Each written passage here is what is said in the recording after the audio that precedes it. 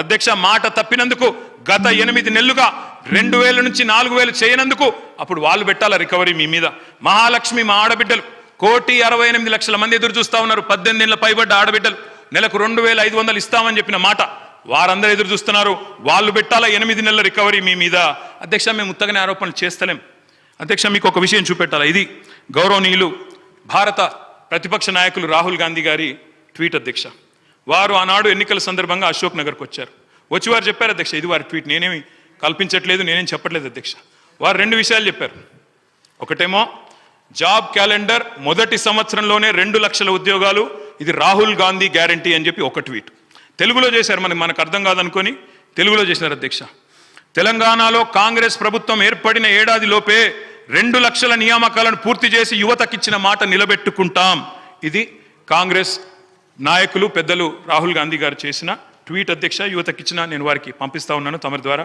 అధ్యక్ష నేను అడుగుతా ఉన్నా అధ్యక్ష, నిజంగా కూడా రాహుల్ గాంధీ గారి ట్వీట్ చూసిన తర్వాత వీళ్ళ నిర్వాహకం చూసిన తర్వాత ఆ జోసెఫ్ గోబెల్స్ అని ఒక ఆయన ఉంటుండేన అధ్యక్ష, ఎవరు ఆ జర్మనీలో, ఆయన గిన్న బతికుంటే అధ్యక్ష ఎవరు వీళ్ళు ఇంత టాలెంటెడ్గా ఉన్నారు, వీళ్ళ దగ్గర ట్యూషన్ నేర్చుకుంటాను పోతుండేనేమో సార్ వీళ్ళ దగ్గరికి. ఎందుకంటే ఇంత అద్భుతంగా అబద్ధాలు చెప్పొచ్చు అని మాకు తెలియదు సార్. అధ్యక్ష 30,000 ఉద్యోగాలు ఇచ్చినామని చెప్పి బడ్జెట్ స్పీచ్లో చెప్పారు అధ్యక్ష. 30,000 ఉద్యోగాలు. నేను అడుగుతా ఉన్నా అధ్యక్ష, 30,000 ఉద్యోగాలు ఎక్కడిచ్చారు సార్?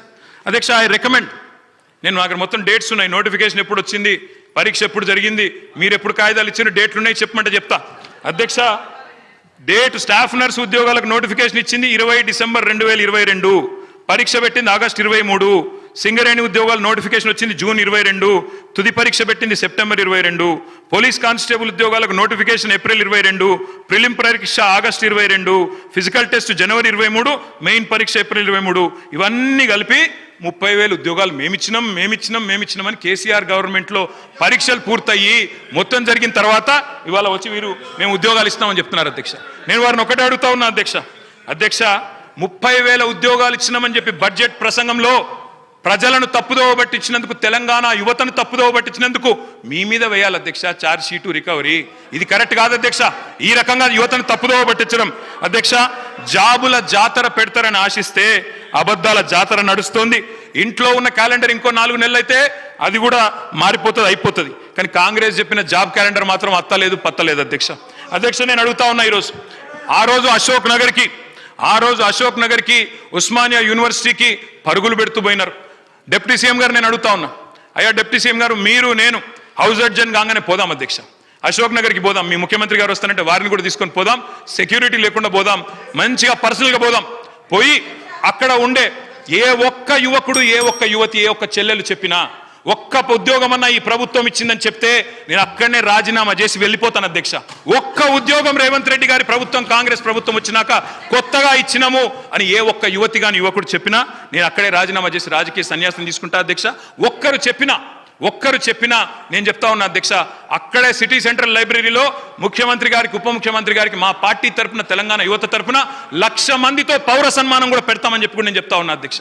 అధ్యక్ష ఈ రకంగా చెప్తాను అధ్యక్ష. 10 ఏళ్ళు కూడా ఏం చేసినామో చెప్తాను. ఇంత అద్భుతంగా అసెంబ్లీని పక్కదారి పట్టిస్తున్నారంటే ఆయన వాగ్దాటితోటి 10 ఏళ్ళల్లో మరి గత తెలంగాణ ఉద్యమంలో ఇంటికో ఉద్యోగం ఇస్తామని చెప్పి మోసం చేసి మీరు ఉస్మానియా యూనివర్సిటీకి 10 ఏళ్ళల్లో పోలేని పరిస్థితి తెచ్చుకున్నది మీరు. ఆయన చెప్పే ఉద్యోగాల కథ ఎట్లున్నదంటే కోట శ్రీనివాస్ గారి యొక్క కోడి కథ. నోటిఫికేషన్లు ఇస్తే ఇచ్చుడు, ఈసారి మళ్ళీ ఓట్లు వేస్తే మళ్ళీ తర్వాత ఉద్యోగాలు ఇస్తాం, అట్లా ఆశ పెట్టుకుంటా మీరు మోసం చేసుకుంటూ వచ్చిర్రు. మరి ఆ 34,000 ఉద్యోగాలు 10 ఏళ్ళ అధికారంలో ఉండి మరి మీరు ఎందుకు ఇవ్వలేకపోయారని చెప్తున్నా. ఎందుకు ఇవ్వలేదు? ఇంకొకటి, దాదాపుగా ఈ రోజు వరకు మా నోటీస్కి వచ్చింది డబుల్ పెన్షన్స్ అంటే సర్వీస్లో ఉండి రిటైర్డ్ అవ్వడమో లేదా వాళ్ళ కుటుంబానికి వచ్చేటువంటి 20,000, 1,00,000 ఇట్లాంటి పెన్షన్స్ తీసుకునే వాళ్ళు మీ హయాంలో దాదాపుగా ఇప్పటి వరకు మాకు వచ్చినాయి 5,600 లిస్టు. లక్ష్మమ్మ గారు కూడా 24,000 పెన్షన్ తీసుకుంటుంది సార్. సరే లోకల్ అధికారులు రికవరీ చేసినట్టుంది, అది మా నోటీస్కి రాలేదు. ఆమె 24,000 పెన్షన్ తీసుకుంటుంది, ఇటు 2,000 పెన్షన్ కూడా తీసుకుంటుంది. ఇంకొకటి వారు చెప్పిర్రు ఉద్యోగులకు 2 పెన్షన్లు ఇస్తామని చెప్పిరని. ఎస్, మీ ప్రభుత్వంలో రాగానే ఆశా వర్కర్లు కావచ్చు, అంగన్వాడీలు కావచ్చు, బస్ డ్రైవర్ల తల్లిదండ్రులు కావచ్చు, వాళ్ళ పెన్షన్ కూడా తీసేసారు. కానీ మీ నాయకుల కుటుంబాలు, వాళ్ళ తమ్ములు అన్నలు వాళ్ళు తీసుకున్నారు కార్పొరేషన్ల పేరు మీద, వాళ్ళ కుటుంబంలో పెన్షన్ తీసుకున్నారు ఉద్యోగం వస్తుందని. కానీ వేరే చిరు ఉద్యోగుల యొక్క తల్లిదండ్రుల పెన్షన్ మాత్రం మీరు తీసేసారు సార్. కాబట్టి మీరు మాట్లాడేటప్పుడు వాస్తవాలు చూసుకోవాలి. ఇంకోటి మేము బాగా సంపద పంచినాం. 25,000 కోట్ల రూపాయలు హైవేలు, ఫామ్ హౌస్లకు, మరి అదేవిధంగా దున్నేటటువంటి వాళ్లకు, కష్టపడేటోళ్ళకేమో పట్టాలేదని మీరు ఇవ్వలేదు. మీరు ధరని తీసుకొచ్చి పాపం పేదోళ్ళు అనేక మందికి పట్టాలు ఇవ్వకుండా, ఎవరెవరికో పట్టాలు ఇచ్చేసి, సాగులో ఉన్న వాళ్ళకి పట్టాలు ఇవ్వకుండా, రైతు బంధు రాకుండా అన్యాయం చేశారు. కాబట్టే గ్రామీణ ప్రాంత ప్రజలు మాకు పట్టం కట్టింది సార్. అదేవిధంగా పేదలకు ఇండ్ల విషయం, మీరు ఇన్ని బిల్డింగ్ల గురించి చెప్తున్నారు. లక్షలాది మంది పేదోళ్ళకి ఇండ్లు లేక ఇబ్బంది పడుతుంటే మీరు ఏ పేదోళ్ళకి ఇండ్లు ఇచ్చిర్రు సార్? 10 ఏళ్ళల్లో ఎవరికి ఇండ్లు ఇచ్చిర్రు? కాబట్టి మీరు ఇండ్లు ఇవ్వలేదు. బంగ్లాలు చెప్తున్నారు, ఓకే, బంగ్లాల గురించి చెప్తున్నారు, ఓకే, పేదల బాధల గురించి కూడా మాట్లాడండి. కాబట్టి ఇవాళ అనేక అవుట్సోర్సింగ్ ఉద్యోగులకు సంవత్సరాల తరబడి, నెలల తరబడి జీతాలు ఇవ్వకుండా ఇబ్బంది పెట్టింది మీరు. మేము నిజంగానే అనుకున్నాం సార్, మీరు రోజు ధనిక రాష్ట్రం బంగారు తెలంగాణ అంటే బయట నుంచి మేము కూడా అదే అనుకున్నాం, బంగారు తెలంగాణే ధనిక రాష్ట్రం అని. ఇవాళ మీరు ధనిక రాష్ట్రం ఇచ్చిపోతే మేమే మొత్తం అప్పులు చేసి ఇచ్చిన వాగ్దానాలు అమలు చేయనట్టుగా, మరి మీరెందుకు అమలు చేయలేదు? మేము 6 గ్యారంటీలు ఇస్తే మేము 500 గ్యాస్ సిలిండర్ అంటే మీరు 400కే ఇస్తామన్నారు. మేము 15,000 అంటే రైతు భరోసా, రైతు బంధు మీరు 16,000 అన్నారు. మరి అన్ని ఎన్నికల ముందు మీరు కూడా మేనిఫెస్టోలో పెట్టిరు. 10 ఏళ్ళు అధికారంలో ఉండి చేయలేదు, కానీ ఎలక్షన్ మేనిఫెస్టోలో మాత్రం పెట్టుకున్నారు.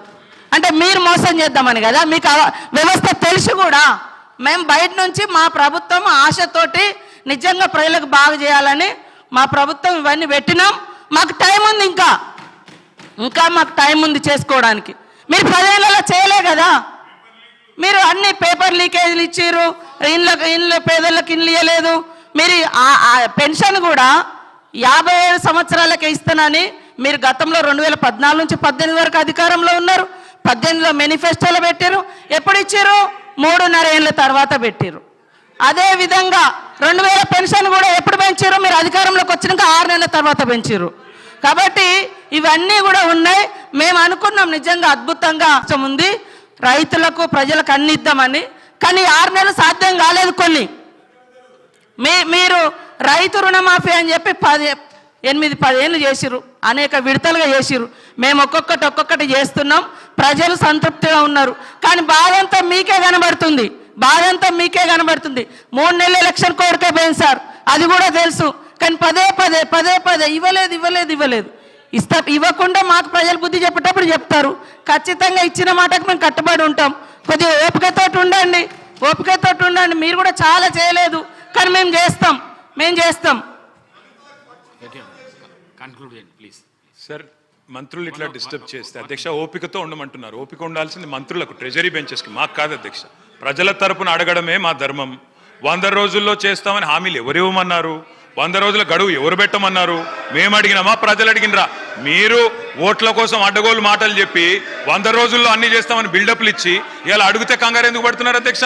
మాకు 5 ఏళ్ళు టైం ఉందంటుండ్రు. మరి ఎలక్షన్ హామీలలో అట్లే చెప్పేది, 5 ఏళ్లలో చేస్తామని చెప్పేది ఉండే. 100 రోజుల్లో చేస్తామని ఎవరు చెప్పన్నారు? వారు చెప్పారు కాబట్టి చెప్తున్నారు అధ్యక్ష. వారు అన్నారు ఆసరా పెన్షన్లు. అవును అధ్యక్ష, మీరు మాకు 200 రూపాయల పెన్షన్తో అప్పచెప్పిపోతే 2014 10 రెట్లు పెంచి 2,000 చేసింది కేసీఆర్. ఆడపిల్లలకు పెళ్లిలకు మీరు ఒక్క పైసన్నది ఇయ్యలే, 1,116 ఇచ్చింది కేసీఆర్. రైతులకు మీరు ఎన్నడూ ఒక్క పైస ఇయ్యలే. రైతులకు పెట్టుబడి భారతదేశంలో స్వాతంత్రం వచ్చిన తర్వాత మొట్టమొదటిసారి 72,000 కోట్ల రూపాయలు ఇచ్చింది కేసీఆర్. అధ్యక్ష, ఏమి చేయలేదని మాట్లాడితే మాకు అవకాశం ఏంటి? ఇంకో గంటన్నర చెప్తాం. మంత్రి గారు కాబట్టి వారు ఏమైనా చెప్పొచ్చు అనుకుంటే కుదరదు అధ్యక్ష. వారు అన్నారు ఉద్యోగాలు ఎన్ని ఇచ్చారు. అధ్యక్ష, నేను మంత్రి గారికి చెప్తా ఉన్నాయి, నేను వారికి పంపిస్తాను. నాకు తెలుసు మీరు అడుగుతారని. మా ప్రభుత్వం ఉన్నప్పుడు అధ్యక్ష 2,32,000 ఉద్యోగాలకు మేము నోటిఫికేషన్లు ఇచ్చాము. 1,60,083 ఉద్యోగాలు భర్తీ చేసినాము.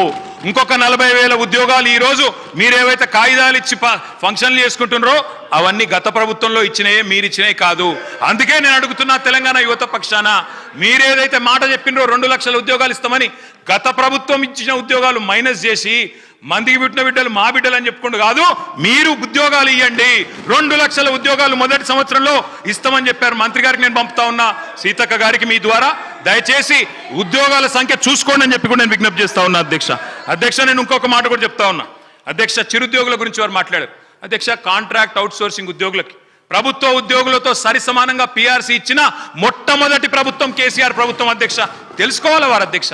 తెలుసుకోకుండా వారు ఇట్లా మాట్లాడడం కరెక్ట్ కాదు. గౌరవ మంత్రి గారిని నేను విజ్ఞప్తి చేస్తా ఉన్నా అధ్యక్ష. మేమేమో సరే మేము చేయలేదన్నారు. మరి నేను అడుగుతా ఉన్నా అధ్యక్ష, మీరేం చేస్తున్నారు? పోస్టులు పెంచమని అడిగితే పోలీస్ జులుం అధ్యక్ష. పోస్ట్ పోన్ చేయమని కోరితే దౌర్జన్యం. ఉస్మానియా హాస్టళ్లలో జొరబడి అరెస్టులు, సిటీ సెంట్రల్ లైబ్రరీలకు చొచ్చుకొని పోయి అరెస్టులు, అమ్మాయిలను అరెస్ట్ చేసి అర్ధరాత్రికి వదిలిపెట్టరు, కిలోమీటర్లు దూరం నడిపించి క్యాంపస్లో ఉరికిస్తా ఉన్నారు. ఇంకా అవమానించే మాటలు అధ్యక్ష. గౌరవ ముఖ్యమంత్రి గారు అంటారు వాయిదా వేయమని అడిగితే గ్రూప్ 2ని కొంతమంది నిరుద్యోగులు సన్నాసులు వాయిదా అంటున్నారు, కోచింగ్ సెంటర్ల కోసం వాళ్ళ డబ్బుల కోసం అడుగుతున్నారన్న భావ్యమా అధ్యక్ష? ఎవరైతే మిమ్మల్ని అక్కడ కూర్చోబెట్టినరో వాళ్ళని అవమానించడం భావ్యమేనా? మేము ఏం అడుగుతున్నాం డిప్యూటీ సీఎం గారిని? అధ్యక్ష మీరే చెప్పారు ఇక్కడ ఉన్నప్పుడు బట్టి విక్రమార్క గారు, గ్రూప్ 1లో 1:100 పిలవండి, గ్రూప్ 2లో మీరిచ్చిన మాట ప్రకారమే 2,000 పోస్టులకు పెంచండి, గ్రూప్ 3లో 3,000 పోస్టులకు పెంచండి, మెగా డిఎస్సి మీరే అన్నారు 25,000 ఉద్యోగాలు ఖాళీగా ఉన్నాయని మెగా డిఎస్సి వేయండి. మీరే చెప్పారు జీవో 46 ఉద్యోగులకి నిరుద్యోగులకి న్యాయం చేస్తామని.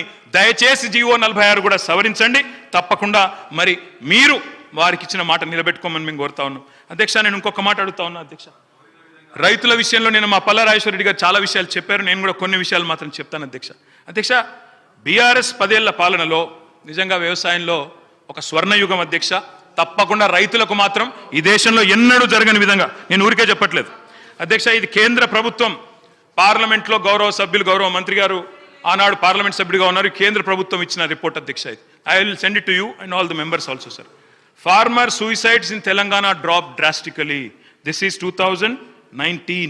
2022 ఐమ్ సారీ. జూలై 28, 2021 చూడండి sir, Times of India. Telangana's farmer suicide rate dips, centre says lowest in the country. భారతదేశంలోనే అత్యల్పంగా రైతుల ఆత్మహత్యలు నమోదవుతున్న రాష్ట్రం ఏది? ఎందుకైంది అధ్యక్ష? ఎందుకు ఆత్మహత్యలు తగ్గినాయి? ఏ కారణం చేత తగ్గినాయి అధ్యక్ష?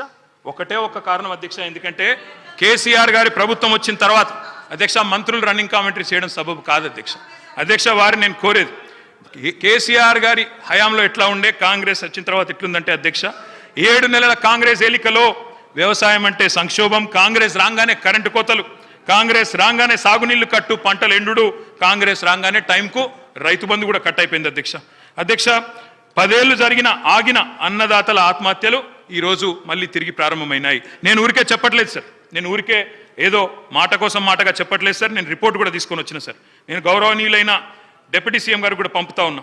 గతంలో ప్రతిపక్ష నాయకుడు మాట్లాడుతూ రైతులు ఆత్మహత్యలు చేసుకుంటున్నారంటే లిస్టు పంపండి, నేను చేస్తాను, వారికి న్యాయం చేస్తానని ముఖ్యమంత్రి గారు అన్నారు.